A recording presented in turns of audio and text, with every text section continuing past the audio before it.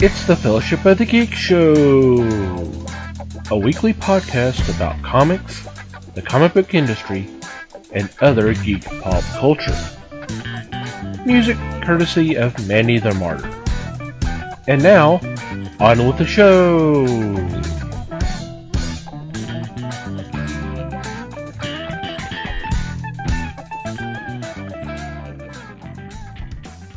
Hey there, everybody. It's the Fellowship of the Geeks podcast. My name is Thomas Schick, and joining me for this episode is Mike Marlowe. Hey, gang. Les Webster. Hello, all. And Liz Newman. Hello, everybody. How are you guys doing? Delightful. Looking forward to editing this puppy.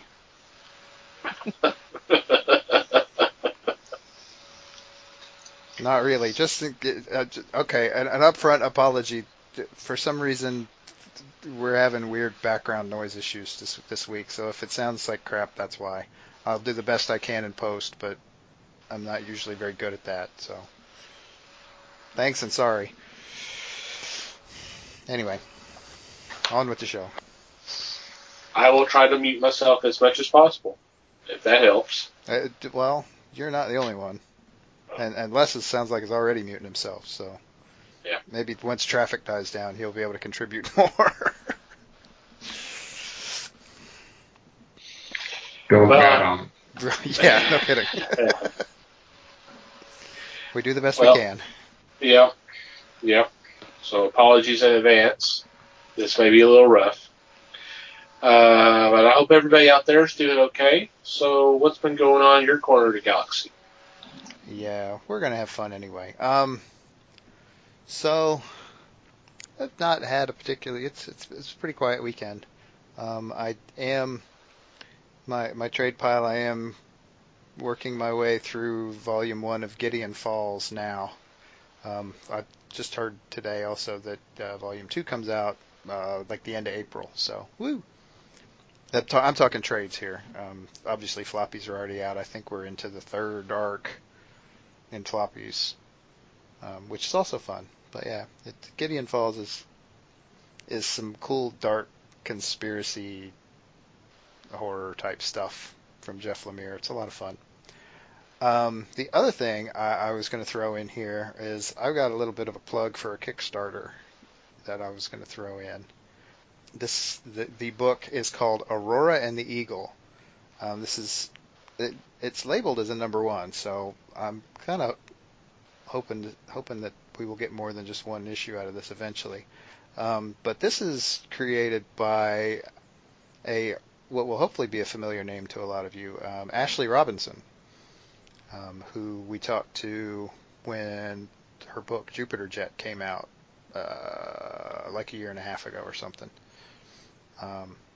But yeah, so this is her new one, and it's a superhero story, and this is about Canada's greatest superhero and her kind of getting introduced to the superhero situation in the States, and what she learns about that and herself along the way. So it's sounds like a really kind of nice story. I mean, it sounds entertaining. The art, some of the art stuff they've got on the Kickstarter page looks really good.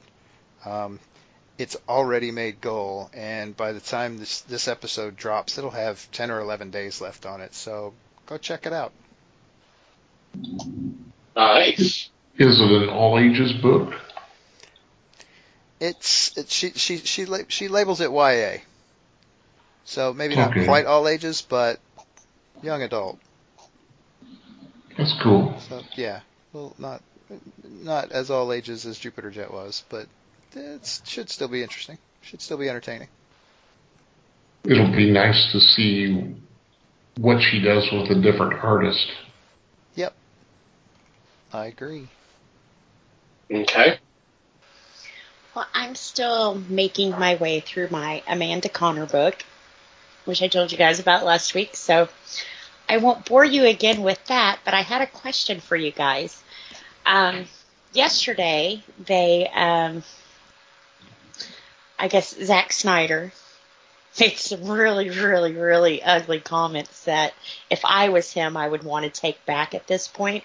Did you guys hear anything about that with Batman and you Yeah. need to grow the fuck up?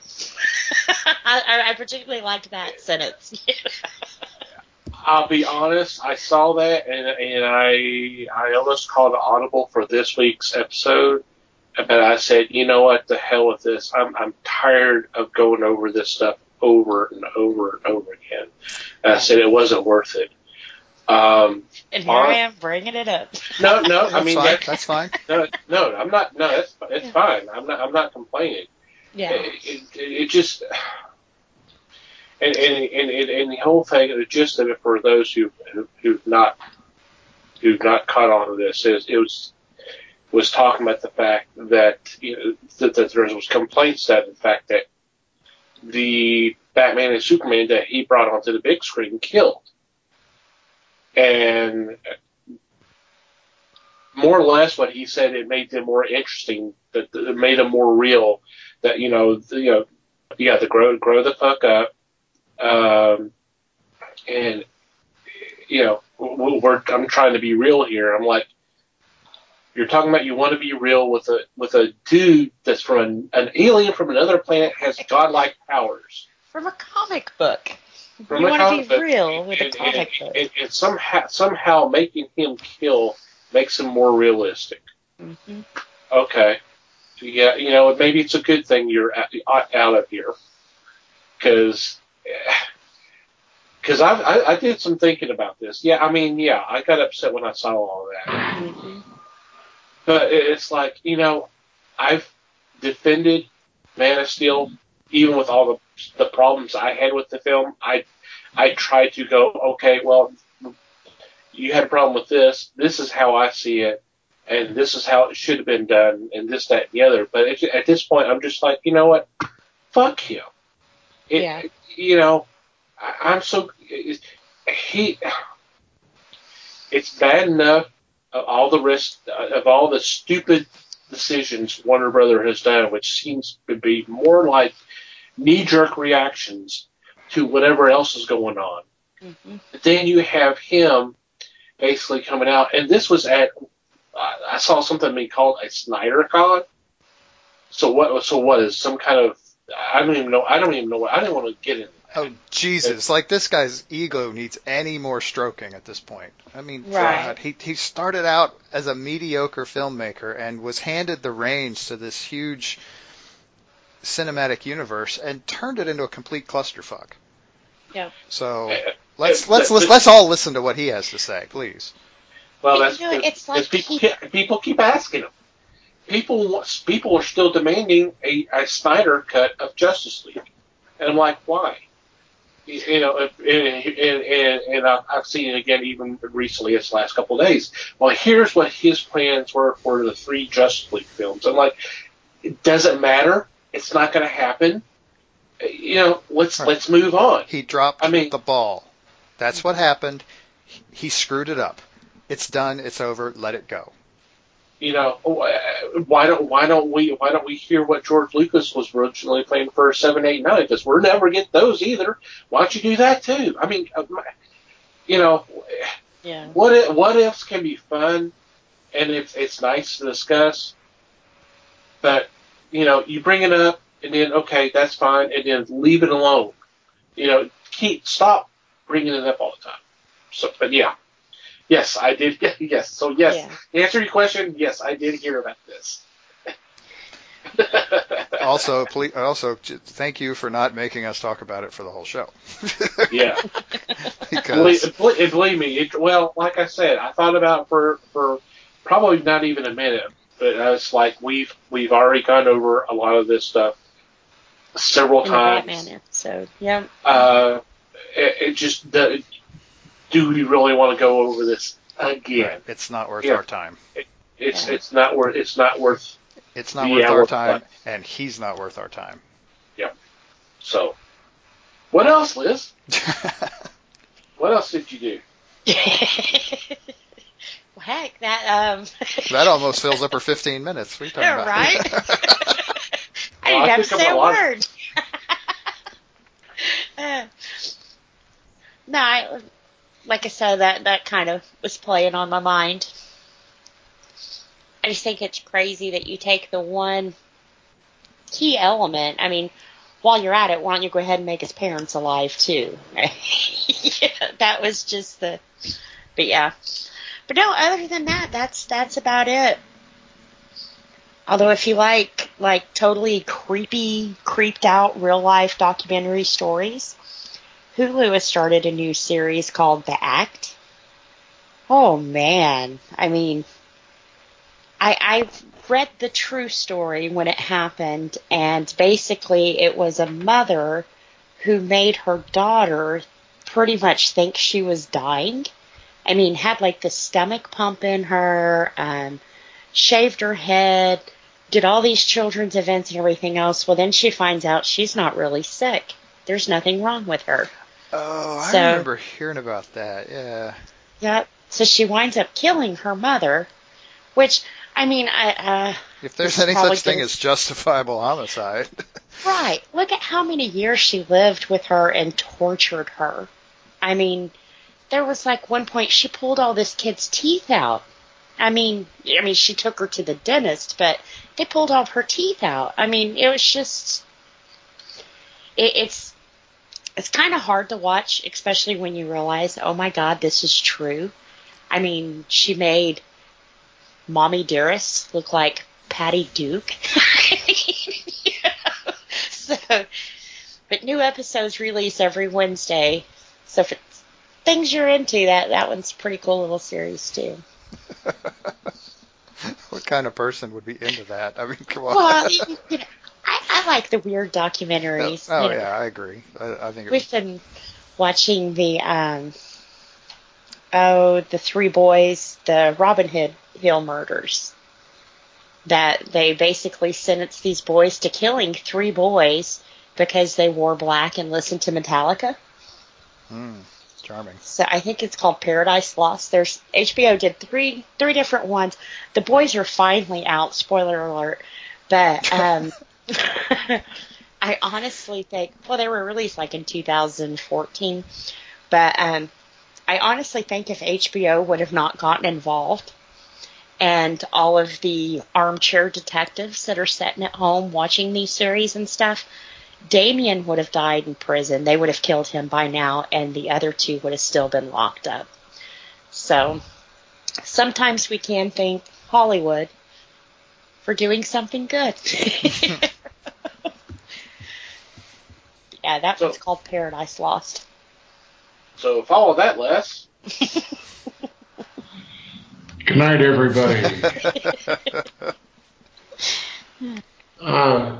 Last few days, I've gone to documentaries on HBO, and there's a new documentary. It's a 3-parter. The case against Adnan Syed,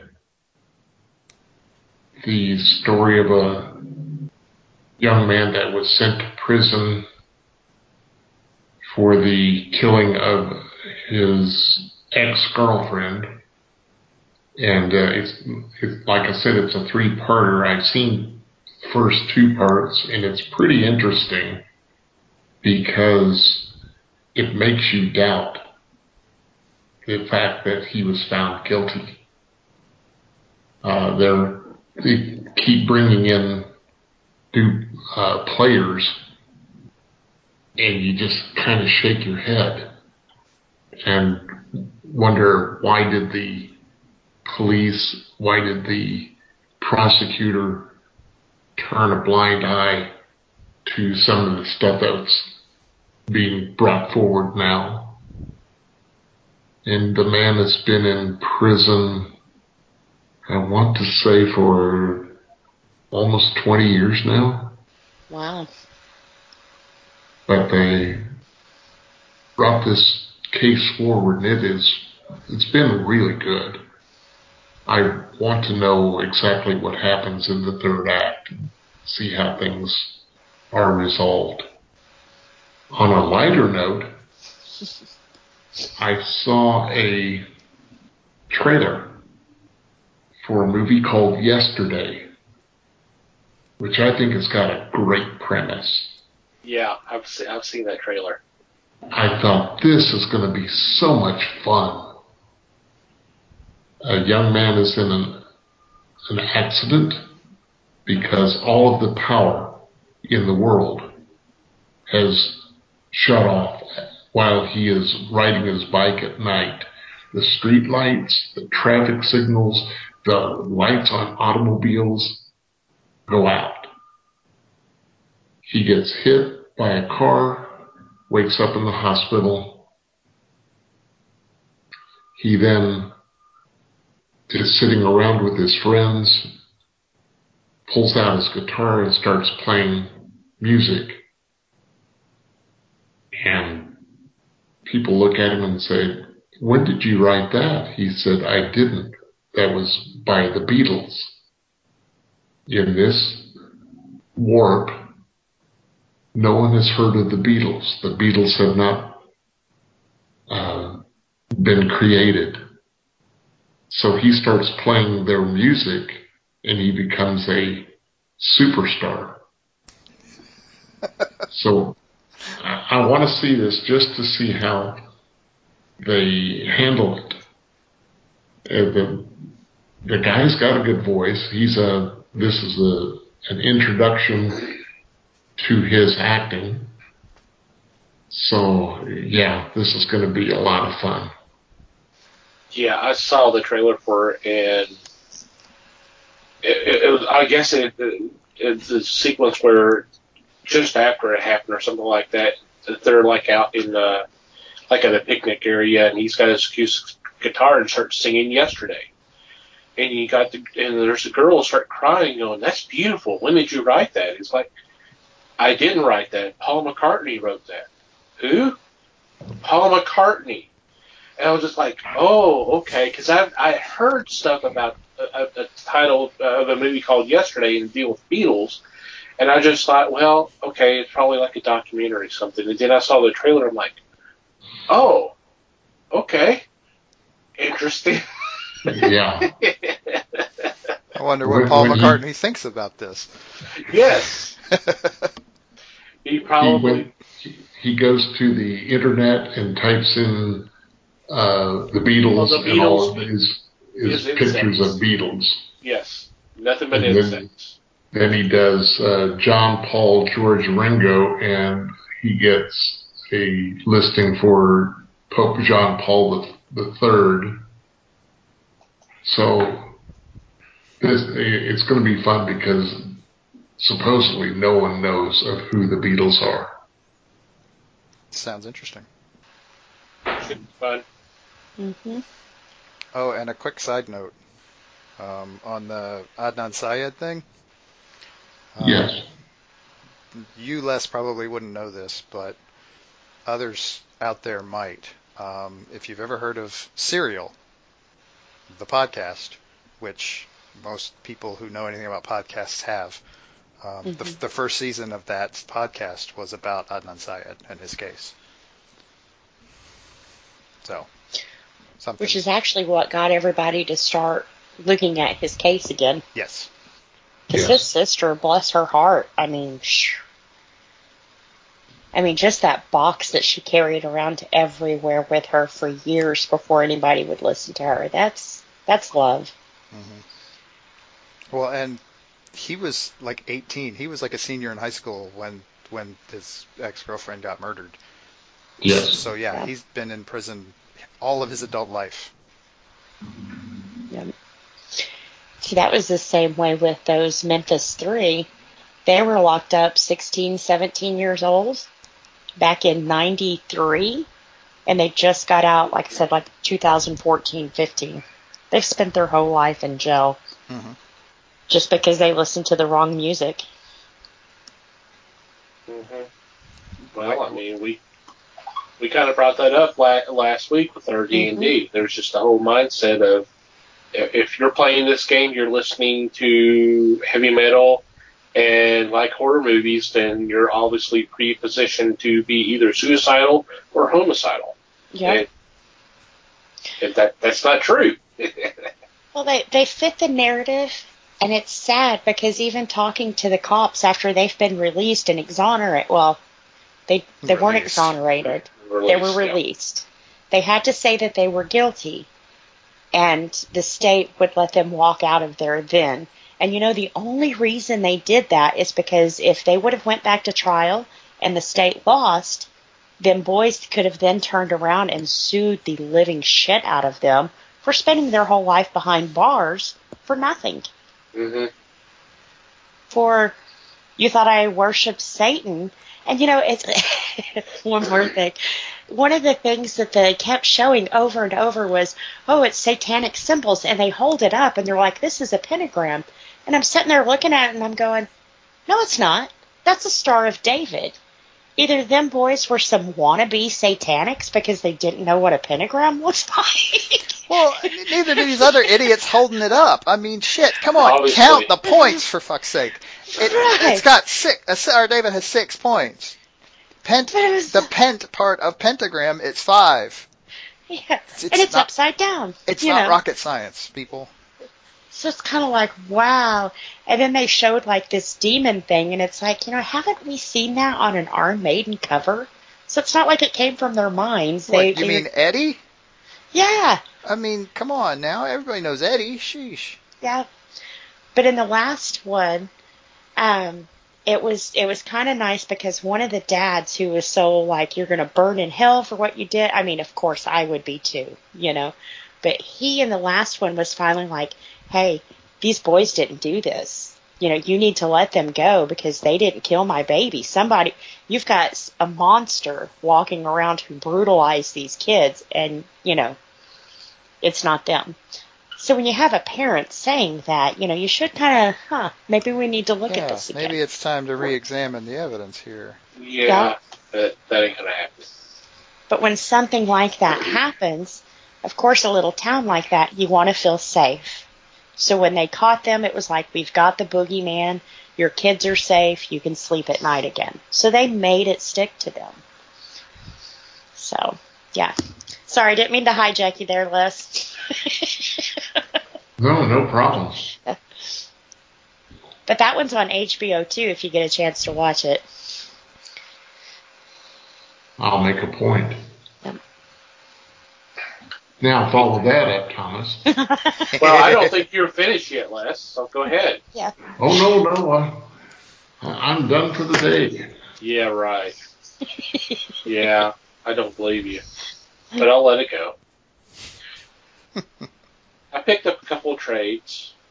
One I had not read before, and the other one it's been a long, long time, so it's like reading it again for the first time. Picked up JSA: The Golden Age, which was at Elseworlds from a long time ago. Although it didn't have the JSA part listed to the title. It was just called The Golden Age, which was chronicling the superheroes right after the end of World War II and basically the rise of McCarthyism and the Red Scare and all of that, and it basically was turning the public against the heroes at the time. It was written by James Robinson. Really good. The other one was JLA Year One. And this is the post-crisis version of the portion of the team. So we're talking about Black Canary, Martian Manhunter, Flash, Green Lantern, Aquaman. So you had no Superman, you had no Batman, you had no Wonder Woman. And it's basically literally the first year of the team's existence. And it was such a great read. It was fun to go back and read that again. It's been so long. But since everybody else has been talking about documentaries, I wanted to bring up one that was just brought to my attention. And I don't believe it's out yet, but I want to see it. And this has been produced by Julie Nimoy. That name should be familiar. that's the daughter of Leonard, and David Knight. They had done a documentary remembering Leonard Nimoy, which not only dealt with his life story but his battle with COPD. Well, they're doing this again, although it's with Alzheimer's disease, and the story is Life of Gene Wilder, and it's called Wilder. I saw the trailer for this, and I was like, oh, I want to see this so bad. It looks very interesting. It's just his whole life story. He all he wanted to do was be an actor. He even at an early age, they talk about like when he was like 8 or so, his mom had a heart attack, so it became his responsibility to kind of just to cheer her up and all that kind of stuff. So there's where all the him having to be funny came from, and it goes through his movie career and all that. And apparently, I don't remember this being mentioned in the prior documentary, but apparently Gene and Richard were not great friends, because he makes a comment during that little sequence of their time together as how close they were on screen, but it was not the same off screen. I'm like, okay, that's kind of interesting. But given Richard Pryor's partying lifestyle, I can't say I'm real surprised. True. Yeah. That is true. But with the chemistry they had together, it is kind of weird. It is kind of weird that I can understand not spending a lot of time, and I never saw Gene as a partying type, where obviously Richard was dealing with all the demons he had. But just to know that they weren't really close in offset kind of I don't know, it kind of surprised me to a degree. And it just looks great. So I don't know that much information about it other than there's a Twitter account and there's a trailer out, and we'll try to get a link to the trailer in our show notes. But it looks really, really good. But it's called Wilder. That did look good. Oh man, I have to admit I have mixed feelings about it already. I haven't even seen the trailer, and I have mixed feelings about this. Yeah. Because oh my God, what a sad, just the whole Alzheimer's thing is just inherently a very sad thing that happens to people. It's very sad what this does to people, and just to know that what a genius he was, and then he starts losing, and he's losing this, and you're going, oh God. And yeah, some of the pictures, like toward the end, you're going, oh God, the last 15, 20 minutes of this thing is going to be really tough to watch. Yeah. But, that happens a lot. That happened, the Nimoy documentary. I already mentioned Richard Pryor and some of these others. When you're coming up to the time that we're going to lose them, and you just, or at least it's with me, you're going, oh God, I really don't want to watch. Yeah, can I handle this? I don't know if I can handle this. Yeah.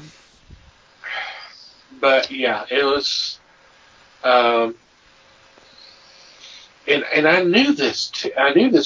Because he talks a little bit about being kind of leery of taking the Willy Wonka role, because he, from what I think something I've read before or heard of before, that things were kind of, he kind of started off strong and then kind of started tailing off a little bit, and this could have been something that could have, if it had not worked, it could probably killed his career, but Mm-hmm. So he was a little concerned about about that role, and of course that's what a lot of people associate with him, is that role. Yeah, well, they're wrong. Well, Yeah. yeah, I know. Big time, yeah. Well, I know. He's had a lot of great roles. Don't get me wrong. That his performance in that movie was amazing. Yeah. I think it carried the movie. It did. But that is still not. I still don't think it's his best role. Oh no, I don't say that either. But that's what a lot of people associate, and it's probably because of just how that's always shown. But then again, there's another movie that's always shown that I associate with him quite a lot with, and we know what movie that is, right? I believe we've talked about that one on the show before. Mm-hmm. Probably more than once. So there's Crazy. Silver Streak. well, you know, Goodbye, Steve.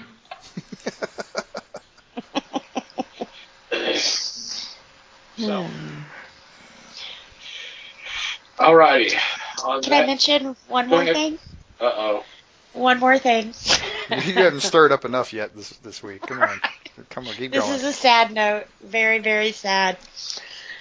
Jensen Ackles and Jared Padalecki have announced that Supernatural will end next season. So after I cried for a minute.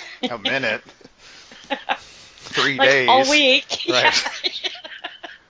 It's kind of like, wow. They've built a real family around this show. And it's not very often that Hollywood can capture the love and trust and honesty between two brothers like they have. And there's so many ways that they have killed these boys, like tortured them just to bring them back. I don't know if I can watch the last episode because I know they won't be coming back, and that's killing me, so I hope they don't take that route and kill them. I hope Dean finally gets the vacation he's been wanting, Well, you don't want to kill them off because you got the movies. Yeah.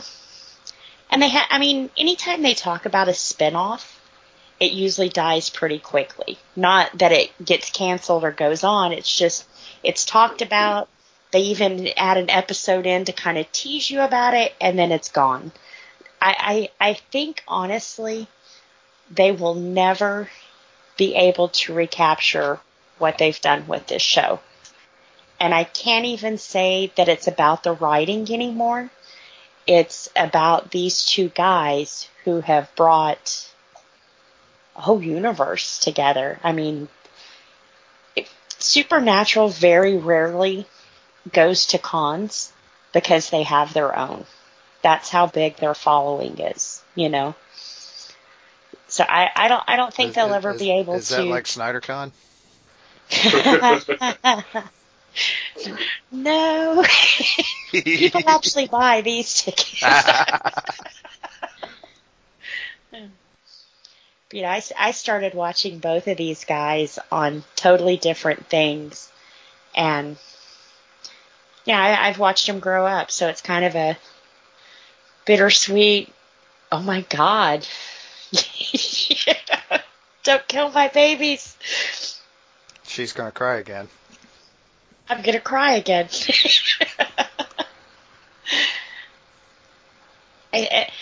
Think about that. 15 seasons, that's 15 years, that you've dedicated yourself to something, So if anybody else is hurting like that, I'm here for you. I'm hurting too. On with the show. But not for them, because it's ending next season. Yeah, they want to come on our show, that's fine. Hey, more than welcome. Jensen is from Houston, so. There you go. And has a bar in Austin. There you go. Actually, he went to school in Richardson. Did he? Yeah. Ooh, even closer. I was at a gathering at his old high school, and they announced him. He was wow. a surprise guest. And everybody went crazy. That's pretty cool. Yeah. The crowd goes wild. Yay. And when Houston flooded, he was one of the first people to step up and get donations going and actually got down there and got his hands dirty. So, got to respect people like that. He had enough money, he could have sent somebody. True. But I could gush all night about Jensen. So. That's not our topic for tonight. Right, No. It's not. It's another guy. Whoa. Whoa. All right, before we get to said topic, I want to bring up our April meetup. Is coming up here in not too distant future, real soon. April 13th, matter of fact. That's a Saturday. Be 7 o'clock. Everybody, all the geeks that are in the Dallas-Fort Worth area, if you'd like to attend, we'll be at Wing City once again. That's located at 1456 Beltline Road in Garland. We've got the details information on our website. So you can go to www.thefellowshipofthegeeks.net and check out the events page. We also have a Facebook event set up. So if you are following us on Facebook, you can go to the events, and if you're interested or plan on going, go ahead by all means and select so. And if you're not following us on Facebook, go over there and follow us. And then if you want to come join us, please feel free to select that you're going or interested, so we kind of know who all's coming. These have been fun so far. They've been a blast. They have. So I expect nothing less for our April meetup, and come meet us and let's discuss anything that's geek related. Yeah. Except for we won't talk about the whole Batman killing and grow the fuck up. We will not talk about that. So. Oh, I don't know. We might. Unless Jensen Ackles shows up, in which case we'll probably talk about Supernatural. Yeah. Okay, that's true. Or how Liz is just sitting there going, She's been sitting over there crying for 3 straight hours. What should we do? Don't touch her, don't touch her. She's crying and drooling at the same time, so come on. Yeah, very, very attractive look, let me tell you. Alrighty. Tonight's topic, or this week's topic, we wanted to shed our little focus onto a little film that came out about 20 years ago, and it made some waves. I would think it'd be safe to say. It made a few bucks, yeah. It made bucks, but I mean, just in terms of influence in all of that, I think it did, especially on the special effects side. The visuals, definitely. I compare it a lot to the first Star Wars film in terms of the fact that both have rather straightforward stories, but it has amazing visuals and just blew up out of nowhere. A film that nobody knew anything about, and all of a sudden everybody knows about it, and a lot of its stuff has been copied or imitated or homage, however you want to call it. And ripped off. Ripped off. You can just say rip off.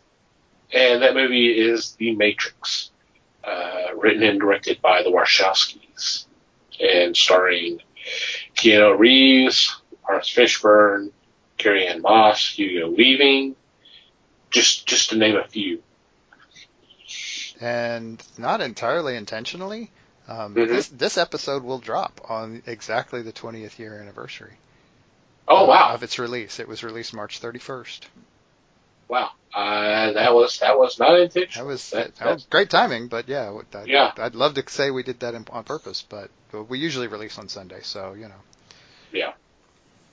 And that is the closest we will ever get to actually being involved with the Matrix. But anyway. Mm-hmm. As far as we know. Right.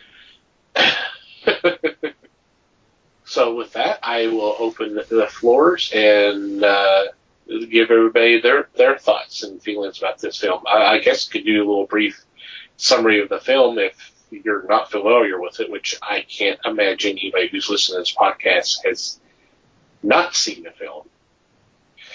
But it focuses on a young man named Mr. Anderson. Mr. Anderson, who is a computer programmer, but he also is a hacker. And it's when he starts getting pursued by people who believe that he is the chosen one, that who is going to turn the tide in this fight against the artificial life forms. And he's informed that they're actually living in this matrix, and their whole life is nothing but a lie. The real world, it's a kind of a... I think the phrase you're looking for is apocalyptic hellscape. There you go. That'll work. So, and he's trying to decide if is this what he's, is what the life he's been leading all this time, is that really the real world, and he's dealing with these delusional people, or what they say is correct, and somehow he is the, I don't want to say the chosen one, but I think that's the term they actually use. Yeah, Morpheus refers to him as the one. One. Repeatedly throughout the movie. That would turn the tide. So with that, the floor is open. I did not see this movie originally. I didn't see this one till the second movie came out. So I had to go get a copy and watch it. A friend of mine said, "Let's go see this." I said, "Well, okay." No idea what it was about. Sorry, guys. But I watched the video. The next night we went to the movie. It was pretty intense. It was so rife with influences. And I'm speaking mainly of the religious. It was truly something to behold. It was interesting, and it was new and different. But then I also watched, and I kept drawing back to Tron. It had a feel to me of similar to Tron. It was more elaborate. It was definitely not as cheesy as Tron was, especially in the special effects department. And Thomas, I do want to say, good call on calling it Making Waves, because that was part of the special effects too.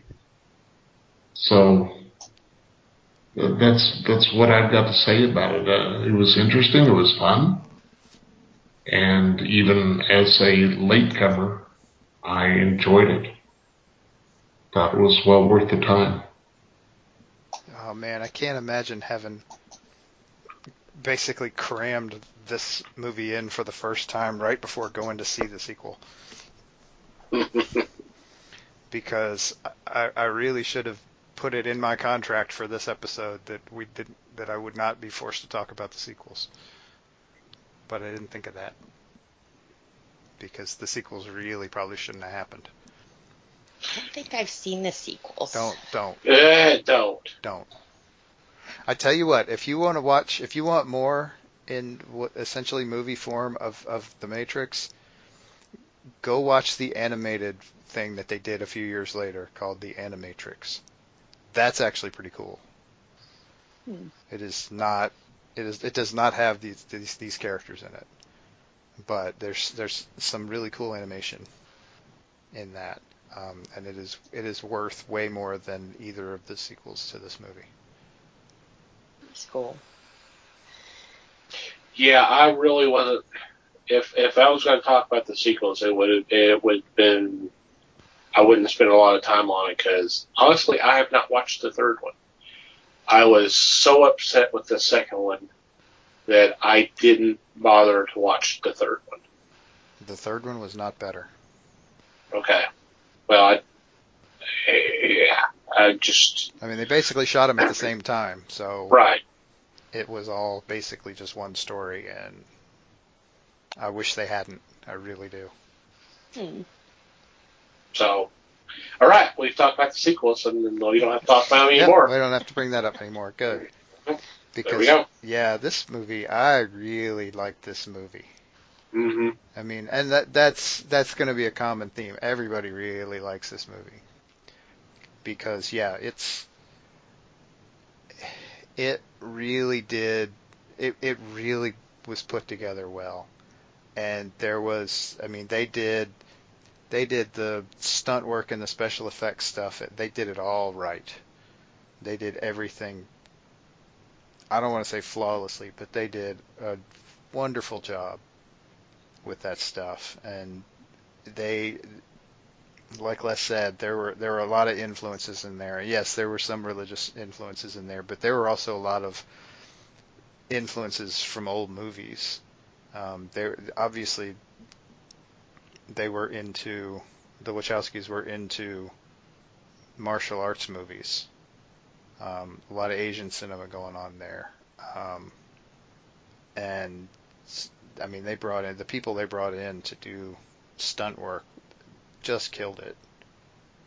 And honestly, it's the kind of story that it's an accessible story. It's like also like Les said, it's actually not a particularly complicated story, but instead of it being a complicated story, they took the effort that they would have used in building a complicated story and built a complex world to set it in instead. And so there's just so much cool stuff in there. So many just little off the wall references that just makes it just that much. It makes it feel that much more real. Which, given that it's a movie about how reality isn't real, is a little ironic. But yeah, it's just. I remember like this movie came out that it released in March. It came out on DVD, which was actually kind of a new technology at the time. In I want to say around like September, October. I could actually probably look if I tried. And I remember hosting a New Year's Eve party, and one of the things we did was we watched this movie because it was just there were people at the party who hadn't seen it and so were like, oh hell yeah, we got to stick that in. It wasn't planned, we just did it. Which that being, we were such a geek. We had a computer set up because we were going into the year 2000, so we were curious about the whole Y2K thing, and so we had a computer set up and running and doing stuff, just messing with it, just to screw around with that whole Y2K thing. Just to see. Just to see what was going to happen. Just to see if the computer was just going to start smoking. It did not. It didn't. It worked Nope. fine. But yeah, it was in September. Maybe it wasn't DVD. Maybe that was a VHS. Maybe I actually had a videotape of that. Pretty sure I have it on DVD now too. But anyway, the infamous red pill, blue pill Mm-hmm. scene. that was ripped from Alice. Oh yeah, totally. Yeah, there's some references to that in this movie too. No doubt about it. Well, it was kind of taking him down the rabbit hole, you know. They even used the line once or twice in the movie. See, I think I've only watched this movie like once, maybe twice. I hate to go against the grain here, but I'm not real big into sci-fi. I know, take my nerd card. It was very interesting because, like I said, the whole time you're like, is this real or is this something they're making him think? Is he plugged up to a machine? And the special effects were amazing. And it had Keanu Reeves, so I can't say it was a bad movie. No, I'm pretty sure you can't say it was a bad movie. Right. Just one that wasn't your thing. If it was on TV, I'd probably stop and watch it, but I don't know if I would seek it out. I did for the show. It is on Amazon if anybody is looking for it. If you have Prime. Good to know. Mm-hmm. Because it's been a while since I've seen it, and I do have Prime, so. Yep. Yay. It is on Prime. Yay. And I think they even have like the extra bonus footage or whatever. Which I kind of hate that they do that. Not to go off topic here, but I watched Deadpool 2 this weekend, and after I got through watching it and everything else, I'm flipping through trying to find something else to watch, and then it's like, Deadpool 2, extra footage, and it's like, wait a minute. I would have watched that one, the complete thing, instead of, the theatrical release, so. Yeah, jerks. I hate when they do that. That should have come up in the search, damn it. Well, it should have came up first. That's like the premium, the best of the best. Right. So now I'm wondering, what scenes did they cut? Would have it made it any more sense? Probably not. This is a Deadpool movie. Of course it's not going to make sense. Right. Lord. That was brutal. I want to see the Zack Snyder cut of that movie. That's what I want to see. Wow. And I don't see any reason. I don't see any reason to stop making Zack Snyder jokes throughout this whole episode. So. That's right. Just this episode?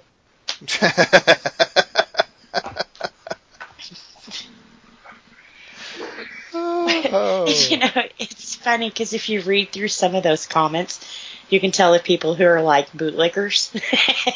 And they're like, oh, leave him alone. He's got feelings. And they're kind of like, well, to be honest, we didn't really like him before he made these movies. Okay.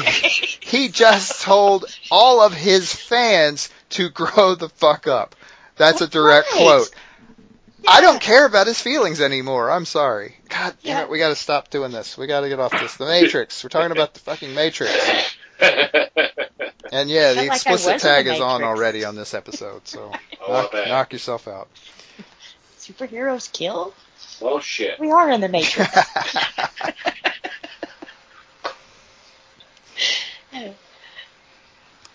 Yeah. He deserves it. You're still doing it. Stop it. Matrix. Right. Neo. Matrix. Keanu. Dude. Whoa. 110011.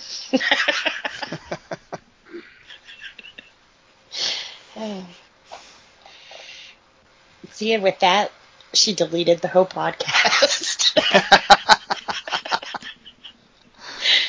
Oh no, if nothing else, you earned your geek card back. I know a little coding.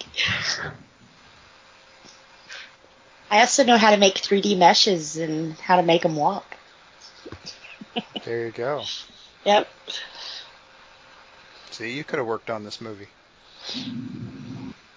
I don't know. I do have to say, for the 90s, well, I guess we were at the turn of millennium there, but I really enjoyed the special effects. I think if you don't like anything else about this movie, you could just watch it just for that. Because some of the fight sequences and that kind of stuff was really pretty cool. Oh yeah, it was very cool. Mm-hmm. I mean, this movie won a bunch of awards for special effects, and rightly so. Yeah. Mhm. And as I said at the beginning of the discussion, it's been ripped off left and right. Oh yeah. To the point where you're going, okay, I know exactly where you got this from. You should be ashamed of yourself. Well, I mean, but I mean, some of it you could almost claim is ripped off from, like I said, old martial arts films. I mean, yes, they did take it. They did take it to a new level here, for sure. But I mean, I don't want to say major it was, tracers. well, that was new stuff. I mean, that was Yeah. an interesting take on the visual for that. But like the actual fighting, oh man, Oh yeah, yeah. it was really high end work, and it was definitely homage to a lot of that old, Mm-hmm. a lot of that old like wuxia stuff. It's kind of like the old meeting the future. Hmm. Yeah, it's like the next level, stepping it up. Absolutely. Yeah, I mean, you're totally right. With the fight sequence and all that, yeah, I could definitely see that. But in terms of some of the other stuff, of like warping of the surroundings and that kind of stuff, it had never been seen before, and the fighting had not been seen to the general public. I mean, that's kind of so that would be considered new to them too. Mm-hmm. But it just all of it, and like I said, it's a simple story, but it's a simple, straightforward story, but it was a good story. So all of it it just kind of worked. Very much so. It had a fun little bending of reality turn in the story that honestly people aren't used to that. Right. I mean, they're not used to they're used to the idea. I mean, the whole thing, it starts off and they're talking about the Matrix in terms of essentially like a crackpot conspiracy theory until 20 or 30 minutes into the movie, and all of a sudden your main character's going like, oh shit, wait, this is real? Yep. Yeah, what happens if your weird crackpot conspiracy theory turns out to be true? And the whole world is not what you thought it was. It gets into some, I mean, one of the things that they were talking about they did was the main actors in this movie they were given a reading list of like philosophical texts to read before they even read the script for this movie. So yeah, I mean, the whole thing was intended to seem to have that depth to it. I mean, even like I said, even in the relatively simple storyline, they went way out of their way to build levels and levels of depth to all of it, to build it into the world. And that's a lot further than most people will go to write a script. And honestly, this is also probably the movie that proved to the world that Keanu Reeves could act. Because I'm not sure anybody believed it before. Because kind of all he had done was like action movies and comedies, right? Am I remembering this wrong? No, you're right. Certainly in the comedies. Oh yeah. I'm not sure. Yeah. You got the whole Bill and Ted thing. Mm-hmm. I mean, and he had done, I think, he did Point Break before this, and which is actually, it's funny, that turned into a bit of a cult classic too for some weird reason. So much so that it was rebooted not long ago. But I think Speed was before this one, wasn't it? That was kind of drama. that was kind of an action movie. Yeah. So they said they originally asked Will Smith to be Neo, and he turned down this role to do Wild Wild West. I saw that. Big mistake. I was like, oh my Big. god. Yeah. You So poor... how do you think the movie would have played with Will Smith as Neo instead of Keanu?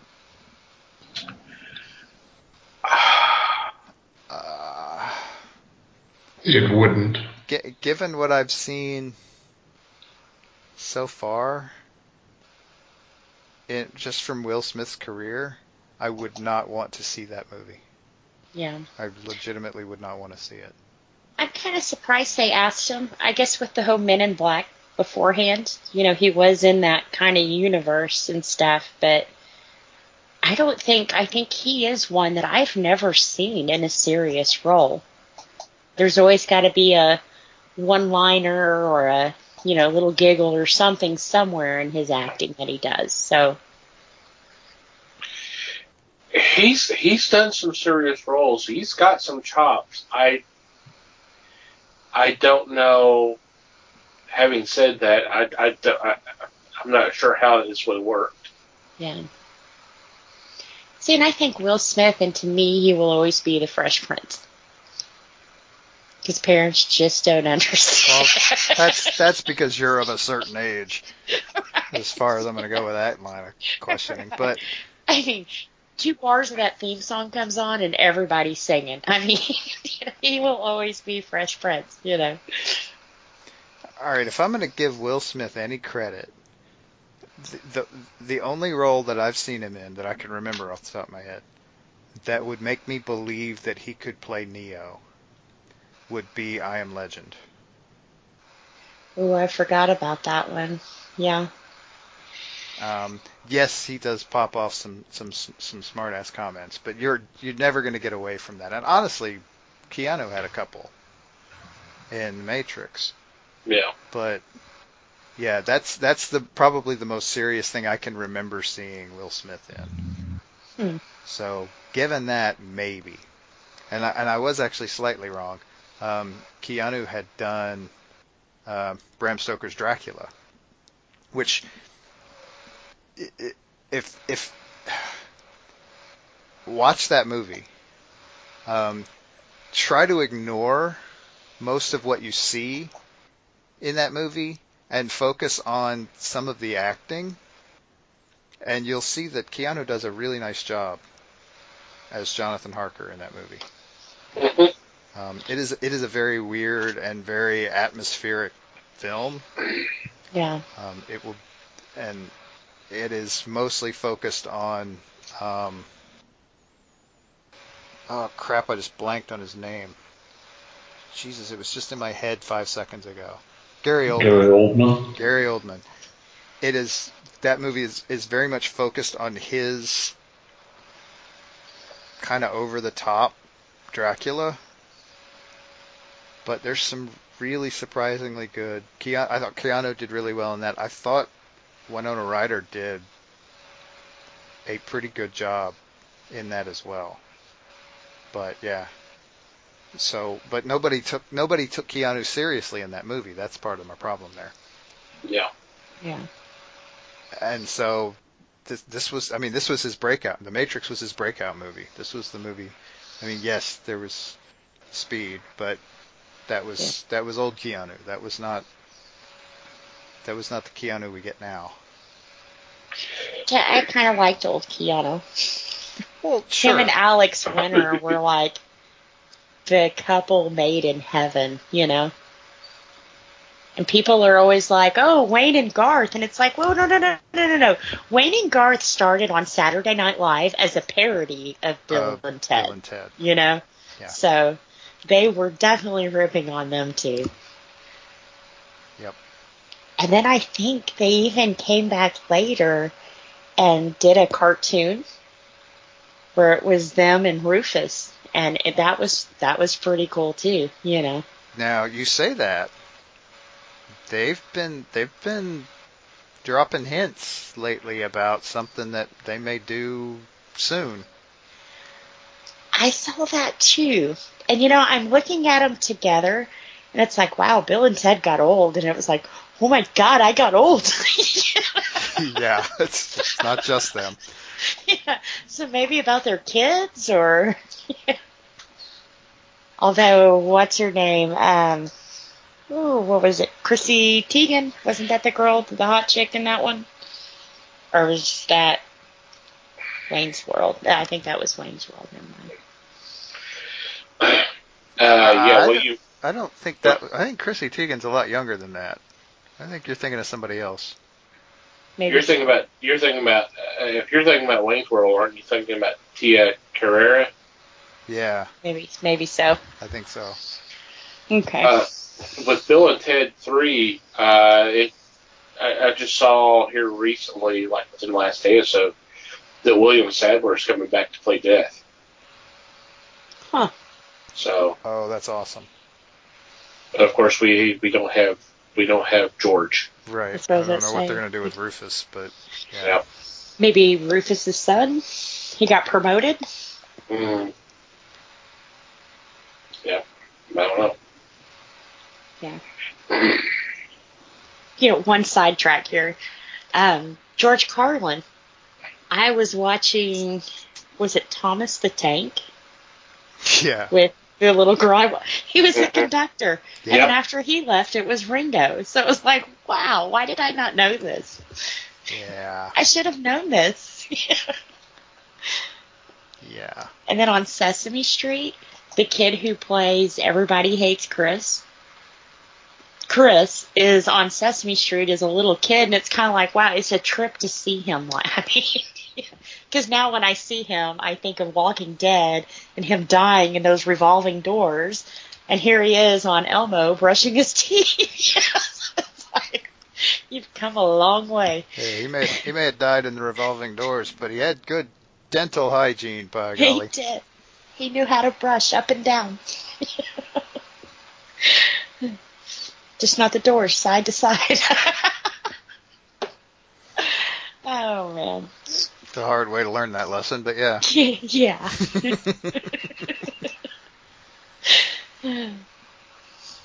Did the Matrix have any effect on the public? And I'm not just talking about quotes or something, but was there anything that came about saying, ooh, we're actually living in a fake world? Man, I wake up every day wishing we were living in a fake world. Please let this be a dream. I guess it'd be a nightmare.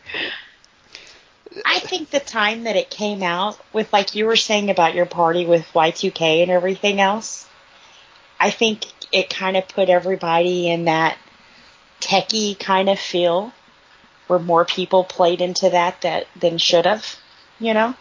Yeah, if this movie had come along 5 years later, it might not have had the same effect. I agree. Yeah. It was released at just the right time, and also the other thing that it had going for it was a really smart marketing campaign. They did some stuff that was really interesting, and I generally hate that kind of thing, but they did a lot of teasing without giving away a lot of story in their advertising for the movie, and so it was they didn't. It wasn't like trailers today where here I go with my get off my lawn shit. But I mean, they give away the whole plot of the movie in the damn trailer anymore, and this is pretty much every trailer that comes out. They did not do that. There weren't really trailers for The Matrix.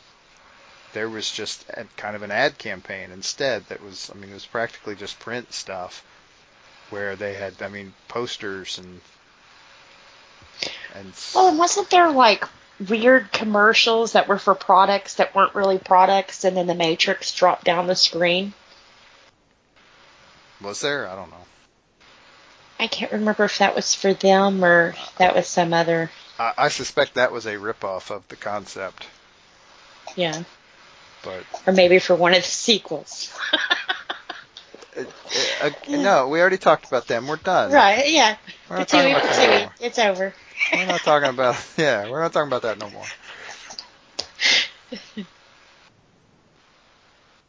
And then I had also read another article where they said that Avatar is the Matrix backwards. Okay. Let's see, here's another shocker. I have not seen Avatar. Don't. I hadn't either. I have no care to. I was thinking live action Smurfs. I don't know. Now, the only thing I will say is the makeup that they used was freaking amazing. I mean, What makeup? for the Avatar, you know. That's not makeup. That's Huh? not makeup. That's Well, CGI. some of it was CGI. No. yes. All of it was CGI. No. There's no way. No. On Sci-Fi, there's a show called Face Off.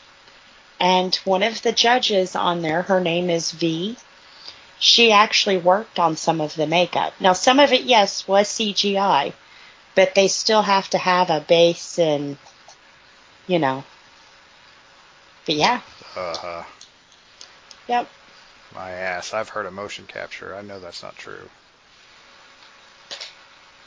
I want to say Avatar was one of her. Avatar was ridiculous. Yeah. You talk about Smurfs. Imagine Smurfs in this weird hippie sci-fi world where where humans are evil, and I still don't understand the plot of that movie. Obviously. Plot? Yeah, there wasn't much of one.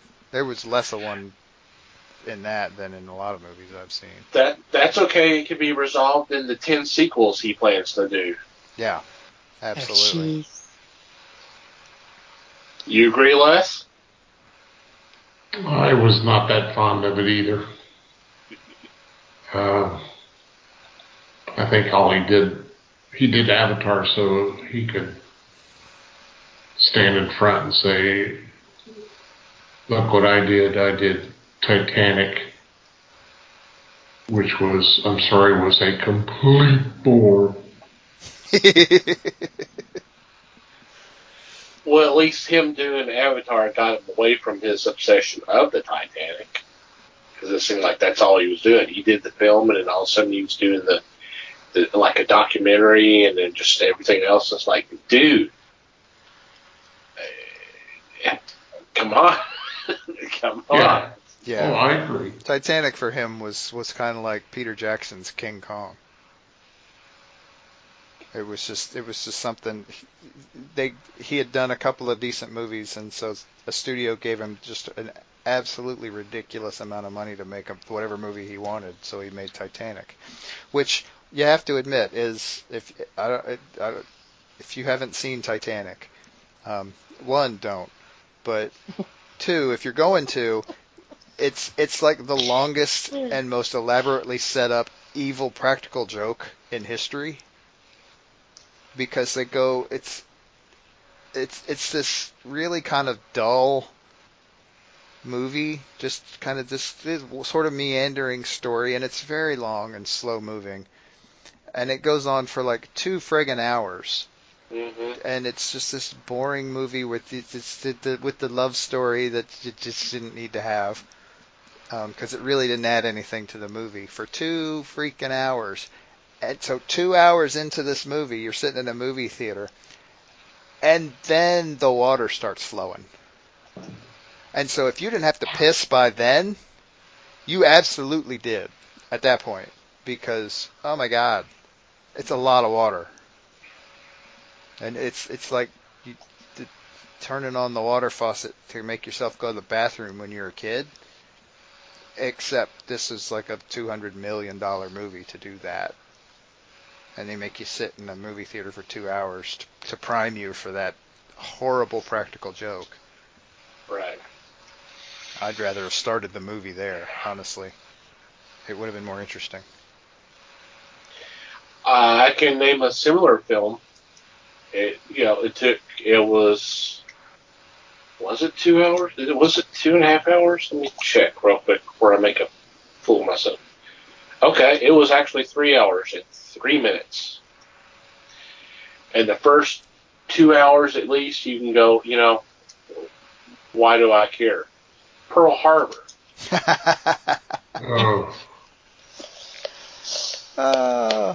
My guess is that's another one of those movies that somebody made 3 good movies, and then the studio gave them a shit ton of money. Well, it's Michael Bay, so. Mm-hmm. So I'm sure it's pretty, but Mm-hmm. pretty only lasts for so long. You can't really make a 3.5 hour movie based on pretty, because Titanic was pretty. Avatar was pretty. That doesn't mean that they're not too long. See, I'm a sappy romantic. I like Titanic. Sorry. Leonardo DiCaprio. What female doesn't like Titanic? How about the women when I went to see that movie? And I turned to my friend who was at the other end of the group that went to see this. And I said, Patrick, you mean the ship sinks? And how many women were going, it does? What? I said, no, come on. See, we had this on VHS, and my oldest son would only watch the second tape, which is when the boat's going down. Right. That's There the you only go. interesting part of the movie. They spend 2 hours setting up a story nobody gives a shit about.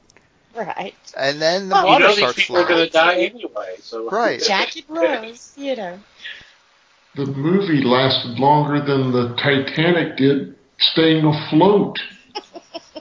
I believe that is a legitimately proven fact.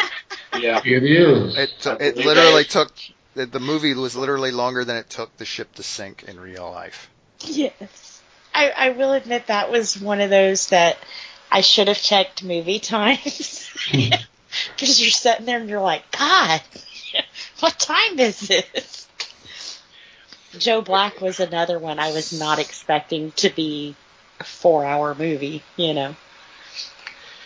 Since this has been brought up, I'm going to go there. It has been amazing to see and hear all the complaints about Avengers Endgame being a 3-hour film. And I'm going, are you freaking kidding me? Have you not been in the theater to see a 3-hour film? Did you not see any of the Tolkien films? Those were 3 hours. Yeah, all 6 of them. All 6 of them. All 6 But of not them. only that, they're wrapping up 10 years. I would be disappointed with anything less, And the thing is, and this is, not only the concluding to what came out last year, but wrapping up all these 19 other films that's led up to this. Mm-hmm. And you're going to complain that you're going to be sitting in a seat for 3 hours. I might have to pee. Wait for it on Netflix then. Smuggle a frickin' jar into the theater. I mean, if you're worried about it. There's some people talking about there needs to be an intermission. I'm like, really? I expect this film to be rather action-packed. Yeah. I mean, most of them are. So at what point are you going to want to stop and go, hey, it's time to go take a piss? You're going to have people furious. They want the movie to keep going. Not only that, can you imagine the line for a bathroom at a planned bathroom break? Oh my God. Right, you'd have to stop the movie for 20 minutes just to get everybody in and out of the damn theater. And that's just the guys' bathroom. And then look at the women's line, and they've still got 2/3 the line that the guys did. They should wear less complicated pants. Right. What it is we only go in pairs, so for every one guy standing there, it's a girl and her friend. It's amazed me how this has been going on. I'm like, wow, okay, then don't go see the movie. Right. You know, be thankful because their first cut was 4 hours. So somehow they trimmed an hour out. And I can't see them trimming out more stuff without hurting the film. Right. Because there's still a lot to go to get done. It just I wanted to throw that in because we got on the run times, and that has just been annoying the hell out of me. Going, you know what? Then go before you go to the theater, and don't order a drink. Don't get a Coke drink, and there you go. Right. If you go in there with a 64-ounce Coke, guess what? Something's going to give. See, I think of people like Juan who go to those marathons before the new one comes out. Mm-hmm. How the hell do you do that? How do you watch 12 movies before? Well, they stop in the middle, in between. Well, they run the ending credits. They stop between each movie. Yeah, they're not just, I mean. Golly. But see, not only that, I couldn't stay awake for, 2 days to watch all of those movies? I couldn't do it. And I definitely wouldn't sleep in a theater packed full of Marvel fans. packed full of them weirdos. Yeah, holy. Sorry, it was there. I had to. Well, there went all those listeners. Thanks very much. Yeah, both of those guys are never going to listen to this show again.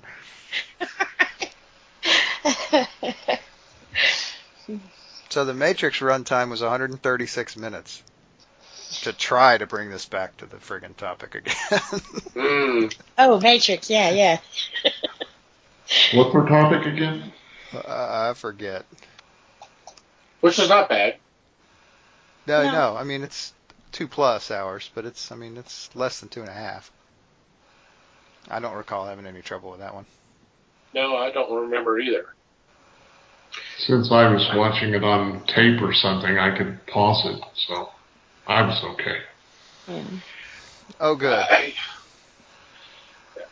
Only problem I remember when I saw it for the first time, it was toward the end. It was the battle between Neo and Agent Smith, and the film broke. Ooh. So we had to wait there or something happened, but the film stopped. So we had to wait a couple of minutes, and it started back up again. We're looking like, this is not the right time, because it was right there when they were in the subway. And he just one of them got knocked into the tracks. And then that's when all of a sudden it just stopped. You're going, no, this is not the time you're supposed to stop. Wrong. That is wrong. Yeah, just when you're getting to the exciting part. But I enjoyed the hell out of this film. I did. Oh, yeah, me too. Big time. I have not seen those animated ones. I guess I need to see the animated shorts. There's some good stuff there. I mean, it's not all brilliant, but a lot of it is. Oh. Okay. Well, any final thoughts before we wrap things up and take a quick break? If you've not seen it, you need to see it. Or if you have seen it, it's been a while, you probably want to check it out again and just think about what was going on during that time and think about how revolutionary visually this film was. Right? Yep. Mm-hmm. I agree. Alrighty. With that, we are going to take a quick break and come back with Weekly Picks.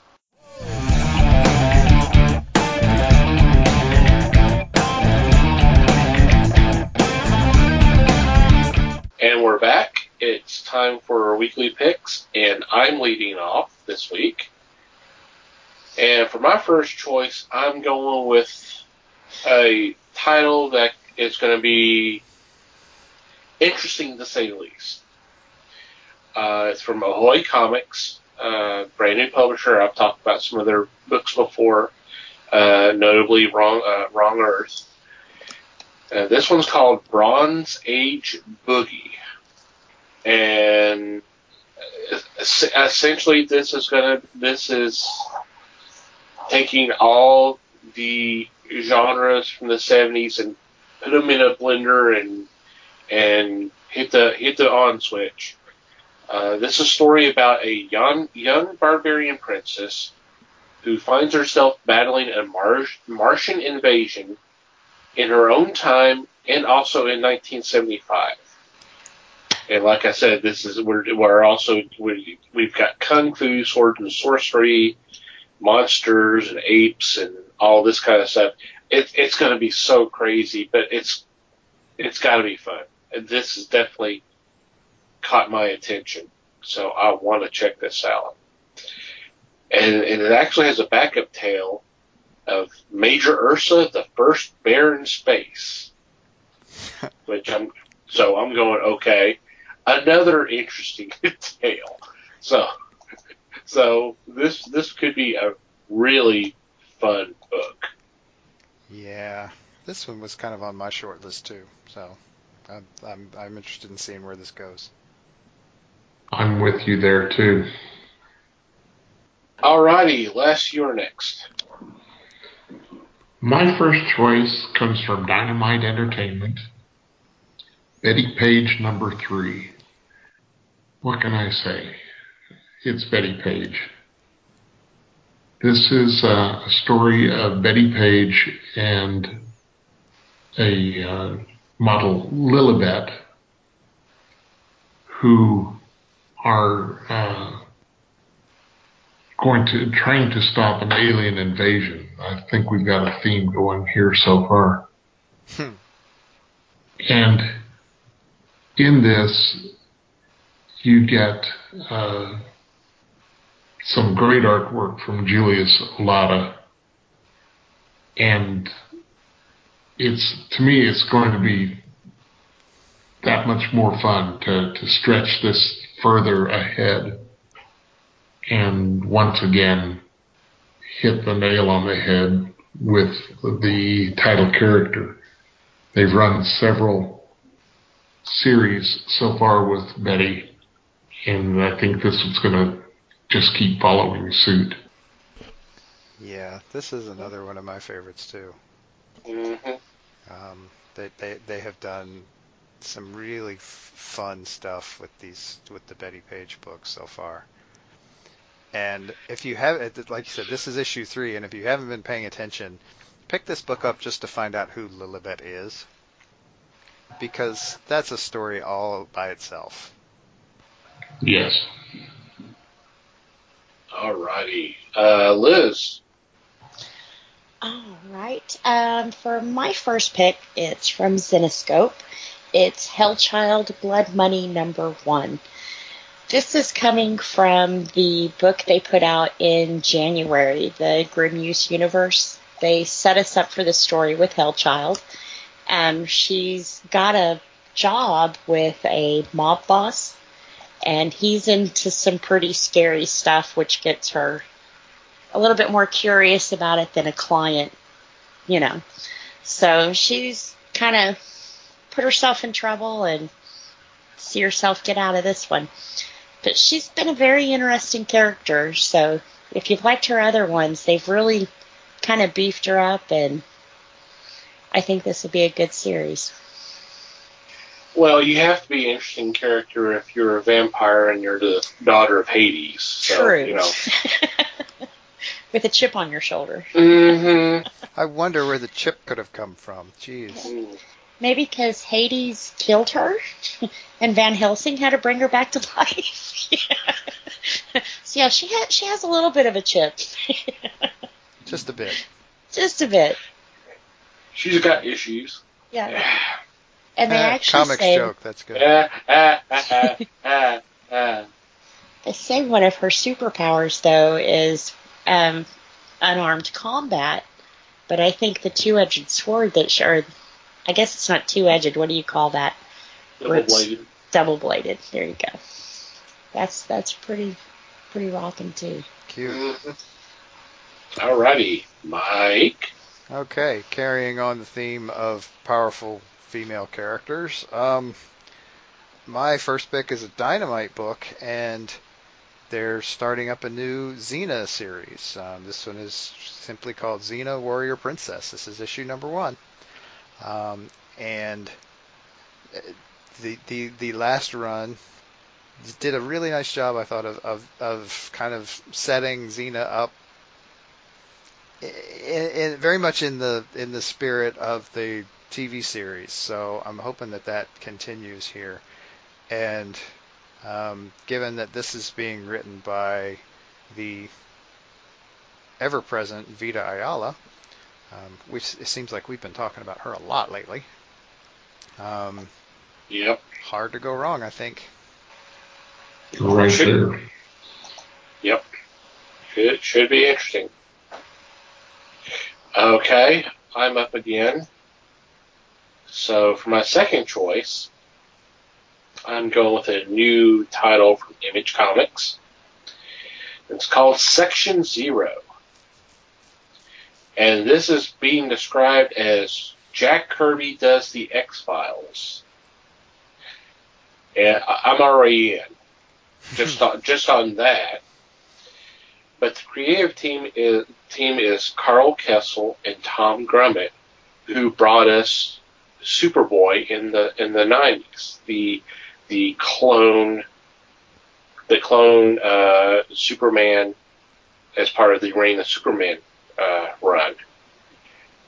So I always dig their work.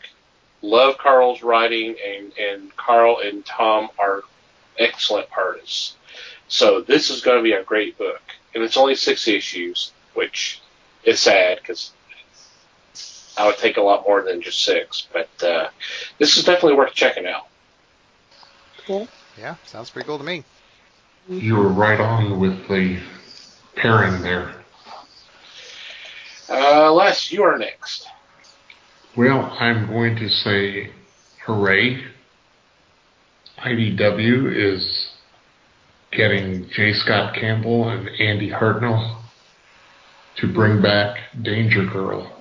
This is Danger Girl, Dangerous Visions 3D. This is the first issue in the series, and with Campbell and Hartnell being the writers, Campbell being the artist, I'm looking forward to this. This has always been one of my favorite titles. Mm-hmm. Campbell knows how to do the female, and he does it oh so well. As an added bonus, they have a gallery of pictures, which means that this is going to be collectible. And they also tout that every comic comes with its very own set of 3D glasses. Woo! Mm-hmm. So I think you're going to be like me and just thoroughly enjoy this one. I'm looking forward to it. That will be good. He's another one that when you see it, you know it's him. Oh, by far, yes. Mm-hmm. Seeing his art in 3D. Might okay. poke your eye out. Yeah. I'm glad. So I'm glad you. did. I'm glad you said that. Yes. It's your turn, Liz. I'll up on that. Go ahead, top your own self. That's the fun one. Talking about strong ladies, Jim Henson's Storytellers, The Sirens. This is going to be a short 4-story, but if you like the type of books where it's one story and you're done, this is going to be the series for you. Although they will all have the same theme of sirens, there'll be 4 independent stories being told, of course, in storyteller style. The first one is going to be The Fisherman and the Mermaid. So that one should be interesting to see how they put a Henson twist on it. So, he said first to 4. Cool. I'm in for this one too. They've got previews of the covers. There's going to be 4 different covers. And by the time all 4 stories are told, one of the set of the covers will be connecting covers. Okay. But so far, the artwork's just beautiful. Of course, mermaids, so. Alrighty, Mike. Okie dokie. My second pick, speaking of strong female characters, this is an IDW title, and it's actually one that snuck up on me a bit. This is called Amber Blake. This is issue number 1. And this is a story of a young woman who was recruited as a child to a school for gifted children, which it now turns out has kind of gone bad. And so it's going to be up to Amber to kind of fix things. She's kind of taken it upon herself to solve this problem. And given the gun she's holding on the cover, I think this is going to be maybe a somewhat dark title. I'm not sure, but it is certainly going to be a pretty book to look at. That's for sure. I am looking forward to seeing where this goes. That one did look good. Yeah, I was intrigued by this one. She'll either fix it or burn it down. Possibly both at the same time. Right. Mm-hmm. Well, that would definitely fix it either way. Yeah. Birds by fire. Okay, and our honorable mention is... Our honorable mention, speaking of lots of great covers on comics, is a collection by Dynamite Comics. And this is called Betty Page, The Dynamite Covers.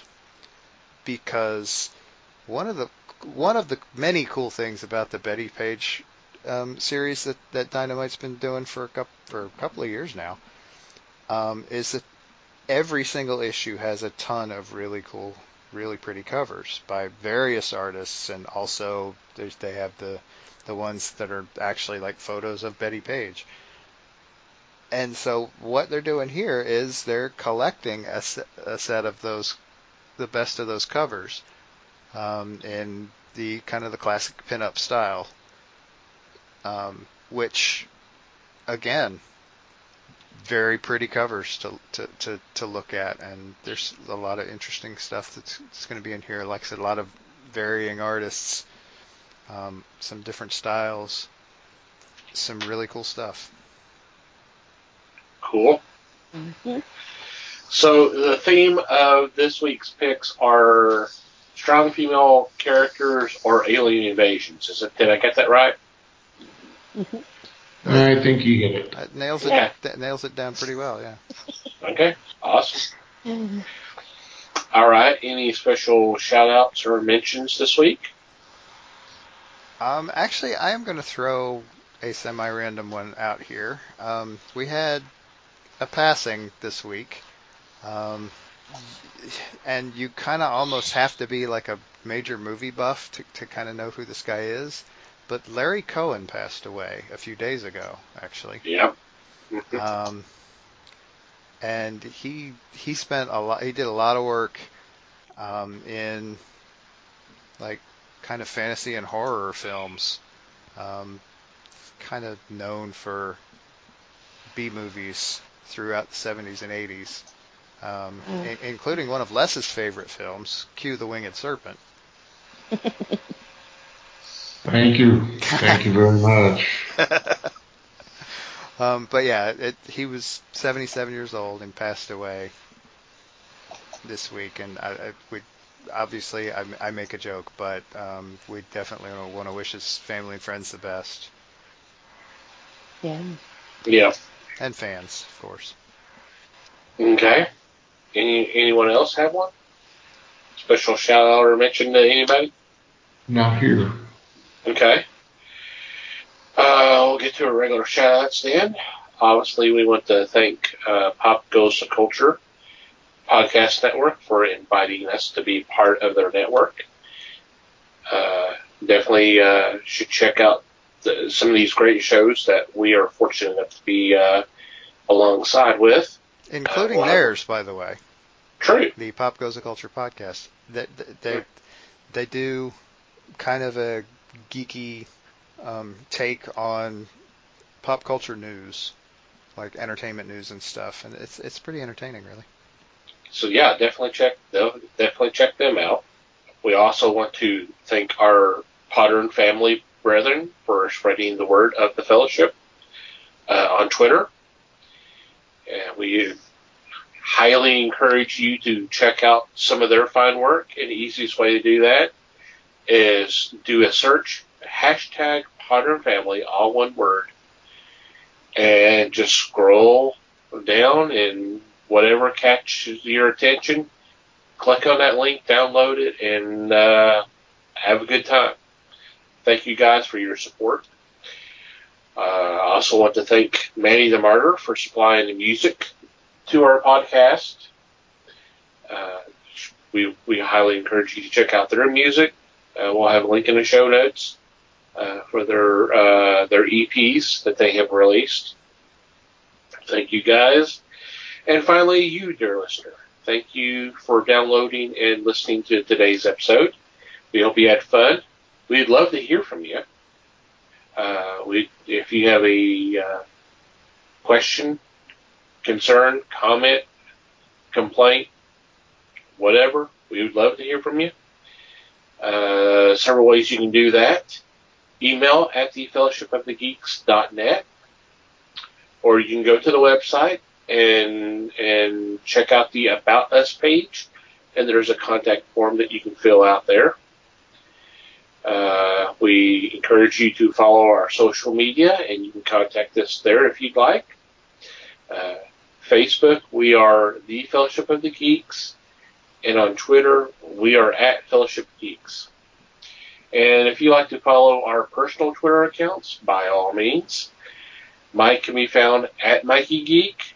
Liz can be found at LN_Geek. And I can be found at TomTC Geek. And whenever you download our episodes, if you would take a couple of moments, extra moments, and rate and review our show, it would be greatly appreciated. Any final thoughts before we say good night? Just thanks, everybody. Thank you for listening once again, everybody. We do appreciate your support as always. And until next time, geek on, my friends.